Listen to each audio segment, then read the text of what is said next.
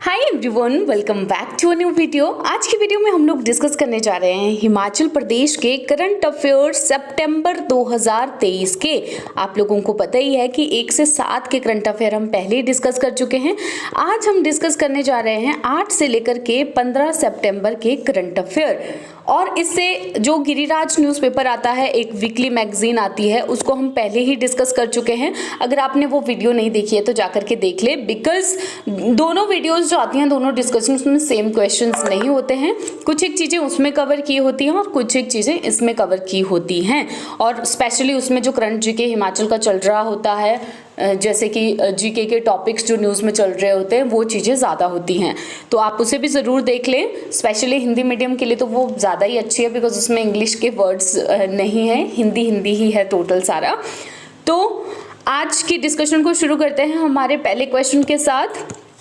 सबसे पहला जो हमारा क्वेश्चन है, मुख्यमंत्री लघु दुकानदार योजना 2023 के लिए कितने करोड़ एलोकेट किए गए हैं, कितने करोड़ रुपए दिए गए हैं? तो इसका सही आंसर है हमारा यहाँ पर 40 करोड़ रुपए। देखिए, एक नई योजना को शुरू किया गया है 2023 में, मुख्यमंत्री लघु दुकानदार कल्याण योजना। इस योजना को किस चीज के लिए शुरू किया गया है? इस योजना को शुरू किया गया है कि जो स्मॉल एंटरप्रेन्योर्स हैं, यानी कि छोटे छोटे जो व्यापारी हैं, उनकी हेल्प करने के लिए, उनकी किस तरह की हेल्प की जाएगी, उनको इससे दिया जाएगा, लोन दिया जाएगा। स्मॉल व्यापारियों की लिस्ट में कौन से आ जाते हैं? आपके स्मॉल व्यापारियों की लिस्ट में आपके आ जाते हैं, जैसे कि कॉबलर्स हो गए, फिर आपके टेलर्स हो गए, बार्बर्स हो गए, मोबाइल रिपेयरिंग वेंडर्स हो गए, वेजिटेबल्स और फ्रूट, मतलब जो ठेले वाले होते हैं, वो सारे जो लोग हैं वो इसमें आ जाते हैं, स्मॉल एंटरप्रेन्योर्स और स्किल बेस्ड वर्कर्स में। स्मॉल एंटरप्रेन्योर्स जो छोटा छोटा अपना बिजनेस जो है शुरू कर रहे हैं, ठीक, उनको लोन दिया जाएगा। अब इसकी खास बात यह है कि ये जो लोन दिया जाएगा आपको 50,000 तक का लोन आपको दिया जाएगा, जिससे आप अपने बिजनेस को एक्सपैंड कर सकते हैं, अपने बिजनेस को आप बढ़ा सकते हो। और इसमें जो हमारी गवर्नमेंट है वो क्या करेगी, वो 50% इंटरेस्ट आपको देगी लोन अमाउंट के, 50% इंटरेस्ट का हाफ देगी लोन अमाउंट पर, ठीक है। 50% इंटरेस्ट नहीं देगी, 50% का हाफ इंटरेस्ट जो होता है। एक मिनट, हाँ, थोड़ा सा कंफ्यूजन यहाँ पे आपको ना हो, मैं थोड़ा सा क्लियरली आपको यहाँ बताती हूँ। फॉर एग्जाम्पल के लिए आप लोग यहाँ पर देखो कि आपको 50,000 रुपए का लोन दिया जा रहा है, और ये लोन आपने 10% की ब्याज दर पर लिया है, यानी इंटरेस्ट रेट पे लिया हुआ है। तो ये इसका जो लोन हो गया साल का, वो कितना हो गया आपका? ये हो गया आपका 5,000 रुपए। अब जो गवर्नमेंट है वो इसका आधा, इसका 50% जो है वो पे करेगी। तो 5,000 का 50% कितना हुआ आपका यहाँ पर? 2,500 रुपए, ठीक। तो आपका जो लोन अमाउंट है उसके ऊपर जो इंटरेस्ट लगेगा उसका हाफ गवर्नमेंट पे करेगी, राइट। 2023 में इसको लॉन्च किया गया है। नेक्स्ट क्वेश्चन हमारे यहाँ पर आ जाता है, कौन सा ऐसा स्टेट गवर्नमेंट है जिन्होंने राज्य चयन आयोग ग्रुप सी की पोस्ट के लिए जिन्होंने सेट किया है, अभी स्थापना की है, तो ये हमारा हिमाचल प्रदेश। आप लोगों को पता ही है कि हमारे हिमाचल प्रदेश का जो HPSSC था, वो पहले HPSSC जो था हमारा, वो करप्शन के चार्जेस की वजह से, पेपर लीक की वजह से उसको भंग कर दिया गया था, और उसके एग्जाम अभी तक लटके हैं। खैर, अभी तक कुछ भी नहीं करवाया गया है। तो राज्य चयन आयोग की स्थापना की गई है ताकि जो नए एग्जाम्स हैं उनको करवाया जा सके अच्छे तरीके से। हिमाचल प्रदेश वो राज्य है। नेक्स्ट, ललिता वकील, जिनका काम जो है G20 के इवेंट में दिखाया गया था, उनको पद्मश्री किस साल में दिया गया था? तो ललिता वकील जी को पद्मश्री दिया गया था आपका साल 2022 में। और जो लोग पहले से ही करंट अफेयर्स को फॉलो करते हैं उनको अच्छी तरह से याद होगा, बिकॉज जब उनको पद्मश्री मिला था तो हमने बहुत डिटेल में इनके बारे में डिस्कस किया था कि चंबा से हैं ये ललिता वकील जी, और ये हमारा जो मतलब चंबा का डाइंग आर्ट है, मरता हुआ आर्ट जो है, उसको प्रमोट करने में लगी हुई हैं। और इन्होंने बहुत ही अच्छे मतलब जो चंबा रुमाल की ये डिज़ाइन बनाती हैं वो बहुत ही ज़्यादा फेमस इन्होंने कर दिए हैं, बहुत प्रमोट किए हुए हैं, जिसमें कि आपको लॉर्ड कृष्णा की फिगर्स मिलेंगी, उनकी लॉर्ड कृष्णा की फिगर्स गोपियों के साथ में, एपिक सीन रामायण के और महाभारत के, इस तरह से चंबा रुमाल की एम्ब्रॉयडरी उन्होंने की होती है और ये पूरे वर्ल्ड में फेमस हो गया है अब एक तरह से। और इसको आप लोगों को पता ही है कि इनको 2022 में इसके लिए क्या दिया गया था, पद्मश्री का अवार्ड भी दिया गया था चंबा रुमाल को प्रमोट करने के लिए। नेक्स्ट क्वेश्चन, अच्छा एक और इसमें फैक्ट है यहाँ पर दिया गया कि जो चंबा रुमाल का आर्ट है वो 16वीं और 17वीं शताब्दी में हुआ था, जिस समय की चंबा स्कूल की जो मिनिएचर पेंटिंग है उनको भी रॉयल पैट्रोनेज मिली हुई थी। Next question, What is the name of private organization that is showing handloom art at Bharat मंडप? अच्छा, जो उस निजी संगठन का क्या नाम है जो भारत मंडपम नई दिल्ली में हथकरघा कला दिखा रहा है? तो इसका नाम है आपका कुल्वी विम्स। कुल्वी विम्स जो है एक वाइब्रेंट हेरिटेज और नेचुरल डाई प्रोडक्ट्स जो हैं हमारे हिमाचल के जो ट्रेडिशनल क्राफ्ट्स हैं उनको दिखा रहा है। नग्गर हिमाचल प्रदेश का ये है all women self help group. Next question, international airport is proposed to set up in which of the following places? ये आपका न्यूज में आया हुआ था, बताऊंगी क्यों न्यूज में आया हुआ था। इंटरनेशनल एयरपोर्ट जो है अभी तक तो ये मंडी में प्रपोज किया गया है, मंडी के नागचला में प्रपोज किया गया है, बल वैली में। ठीक, बल वैली में प्रपोज किया गया है। आप लोगों को पता ही है कि हिमाचल प्रदेश में 3 एयरपोर्ट है। कहाँ पर है ये? गग्गल का है, भुंतर में है, फिर आपके शिमला में है जुब्बरहट्टी एयरपोर्ट। लेकिन ये जो है डोमेस्टिक एयरपोर्ट्स हैं, तो जो फ्लाइट्स वगैरह है उसमें इनको दिक्कत आती है, छोटी छोटी चलती है यहाँ से जो फ्लाइट से आपकी। इंटरनेशनल एयरपोर्ट इसीलिए प्रपोज किया गया था ये, लेकिन शायद ही ये अब मंडी डिस्ट्रिक्ट में बनेगा। शायद मैं क्यों कह रही हूँ, ये फोटो आप यहाँ पे देख सकते हो बल वैली का, जो यहाँ पे बड़ा ही वायरल हुआ था सोशल मीडिया पर। तो इसको शायद मैं इसलिए कह रही हूँ क्योंकि इसका फर्स्ट रीज़न वो है जो हम बहुत बार डिस्कस कर चुके हैं। एक तो जो लोकल लोग हैं वहाँ के वो इसको अपोज कर रहे हैं, लोकल पीपल क्यों अपोज कर रहे हैं? क्योंकि वो कह रहे हैं कि भाई यहाँ जो बल वैली है उसकी जो लैंड है वो बहुत ज़्यादा फर्टाइल है और जितना प्रॉफिट उनको उस लैंड से होता है उतना सरकार उनको मुआवजा नहीं देगी। पहली बात तो ये। सेकंड चीज़ अब इनकी ये आ गई कि जैसे आप लोगों ने देखा कि जब भी अब ये बहुत ही खतरनाक वाली बरसात हुई जिसके कारण हिमाचल प्रदेश में इतनी ज्यादा तबाही हुई, तो बल वैली का ये सिनेरियो आप यहाँ पे देख सकते हो। तो क्या ये सही होगा कि यहाँ पर आप ये एयरपोर्ट यहाँ पर बनाएं?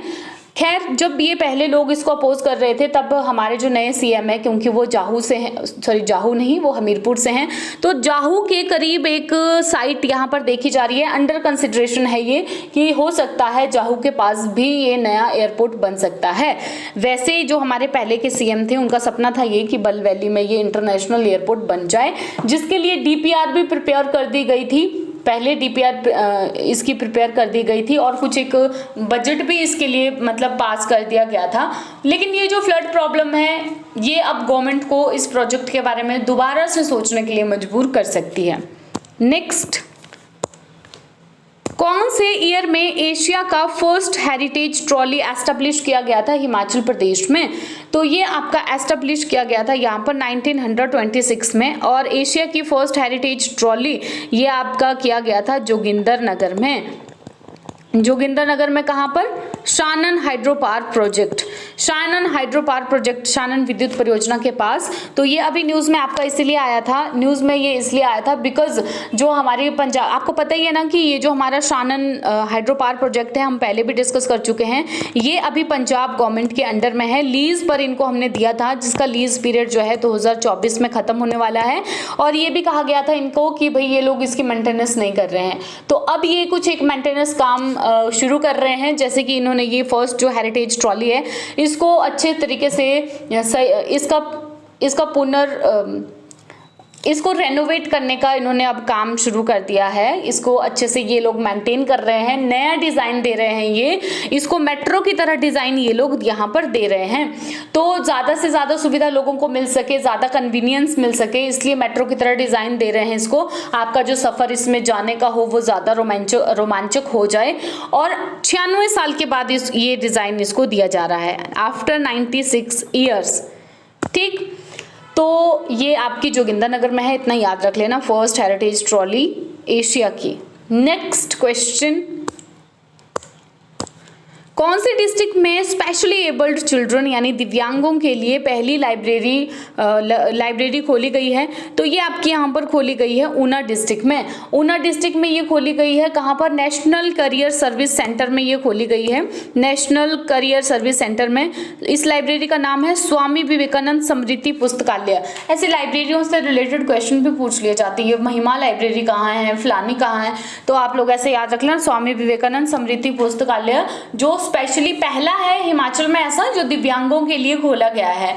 ठीक, और ये डिस्ट्रिक्ट रेड क्रॉस सोसाइटी और नेशनल कैरियर सर्विस सेंटर इनके ज्वाइंट एफर्ट्स से ये खोला गया है। यहाँ पर जो बच्चे हैं उनको निशुल्क प्रशिक्षण दिया जाता है। उनसे जैसे वो किसी भी एग्जाम की प्रिपरेशन कर रहे हैं तो उनसे कोई भी शुल्क यहाँ पर नहीं लिया जाता है। 14 से 50 साल के वो लोग जिनको 40% या फिर इससे भी ज़्यादा डिसेबिलिटी है, उनको 2500 रुपये स्कॉलरशिप भी प्रतिमाह इनको दी जाती है निःशुल्क शिक्षा के साथ साथ। नेक्स्ट बढ़ते हैं हम अपने इंटरनेशनल और नेशनल करंट अफेयर की तरफ। तो सबसे पहला है हमारा international day of democracy is celebrated on. International अंतर्राष्ट्रीय लोकतंत्र दिवस जो है उसे 15 सितंबर को हम लोग मनाते हैं। इस बार की जो थीम थी वो थी आपकी एम्पावरिंग द नेक्स्ट जनरेशन, यानी कि ये जो थीम है ये फोकस करती है यंग लोगों के, जो अभी तक युवा लोग हैं उनके रोल में डेमोक्रेसी को एडवांस करने के लिए, और जो फैसले जिस तरह के फैसले उनकी जिंदगी में उनके आने वाली जनरेशंस के लिए जिन फैसलों की वजह से फर्क पड़ रहा है उनमें उनकी भी आवाज शामिल होनी चाहिए, इस चीज के लिए भी ये फोकस कर रहा है। Next question, which among the following has been included in G20 recently? G20 में रिसेंटली किसे इंक्लूड किया गया है? तो G20 में रिसेंटली इंक्लूड किया गया है आपके अफ्रीकन यूनियन को। अब ये G20 जो है आपका G21 हो गया। ठीक, पहले जो ये अफ्रीकन यूनियन था ये इन्वाइटेड इंटरनेशनल ऑर्गेनाइजेशन थी, मतलब इसका परमानेंट मेंबर नहीं था, ये इन्वाइटेड इंटरनेशनल ऑर्गेनाइजेशन था। ठीक, तो अभी ये इसका परमानेंट मेंबर बन गया है, आप यहाँ पर देख सकते हो। अच्छा, पहले आप इसकी थीम देख लेना। आपको पता ही है कि इंडिया जो है अध्यक्षता कर रहा है G20 की इस साल 2023 में। इसकी थीम है वसुदेव कुटुंबकम। वसुदेव कुटुंबकम का मतलब one earth, one family and one future है, ये भी यहाँ पर इंपॉर्टेंट है। G20 के जो नेशंस है उनकी यहाँ पर लिस्ट आप देख सकते हो कि G20 के कौन कौन से नेशन है। वैसे ये एग्जाम्स में पूछ लिया जाता है, इवन UPSC के पेपर में भी कई बार ये वाली चीज पूछ ली जाती है कि G20 में ये कौन कौन सी कंट्रीज हैं जो शामिल है। AU, हाँ ये मैंने आपको बता दिया कि पहले ये इनवाइटेड इंटरनेशनल ऑर्गेनाइजेशन थी एक। Next, world ozone day is celebrated on. World का जो ओजोन डे है उसे हम कब सेलिब्रेट करते हैं? तो इसे हम लोग सेलिब्रेट करते हैं 16 सितंबर को। इस बार का जो वर्ल्ड ओजोन डे था उसकी क्या थीम थी हमारी? उसकी थीम थी Montreal protocol fixing the ozone layer and reducing the climate change. Fixing ozone layer and reducing climate change. Ozone layer को हमको सही करना है और जो क्लाइमेट चेंज है, जलवायु परिवर्तन है, उसको कम से कम करना है। अब आप मुझे कमेंट सेक्शन में नीचे बताओगे कि ये जो ओजोन लेयर है ये हमारी कहाँ पर होती है। ठीक, नेक्स्ट क्वेश्चन आपका यहाँ पर आ जाता है, who among the following is appointed as chairman of film and television institute of India FTII। भारतीय फिल्म और टेलीविजन संस्थान के अध्यक्ष के रूप में किसे नियुक्त किया गया है? तो ये आपका यहाँ पर नियुक्त किया गया है R माधवन को। R माधवन को, ठीक है, ministry of information and broadcasting के अंतर्गत ये आता है और 1960 में इसे बनाया गया था FTII को। 1960 में इसके हेडक्वार्टर की अगर हम बात करें तो ये आपका आ जाता है यहाँ पर पुणे में। नेक्स्ट क्वेश्चन आ जाता है आपका यहाँ पर, who has been appointed as new high commissioner of India to Australia. India का ऑस्ट्रेलिया को नया हाई कमिश्नर किसे अपॉइंट किया गया है? तो ये आपका अपॉइंट किया गया है गोपाल बागले को। नेक्स्ट क्वेश्चन, कौन सा ऐसा स्टेट है जिन्होंने लॉन्च किया है सरपंच संवाद ऐप? सरपंच संवाद ऐप को किसने लॉन्च किया है? तो ये आपके लॉन्च किया है असम को। आप मुझे नीचे कमेंट में बताओगे कि असम के जो CM है वो कौन है।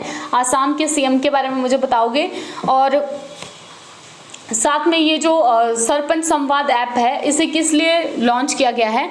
सरपंच संवाद ऐप जो है इसलिए लॉन्च की गई है ताकि जो 2.5 लाख तक के सरपंच है उनको एक प्लेटफॉर्म पर जोड़ा जा सके, ठीक। क्योंकि सारे आप लोगों को बताइए कि जो सरपंच है लोकल गवर्नमेंट में वो काफ़ी ज़्यादा इंपॉर्टेंट रोल को प्ले करते हैं।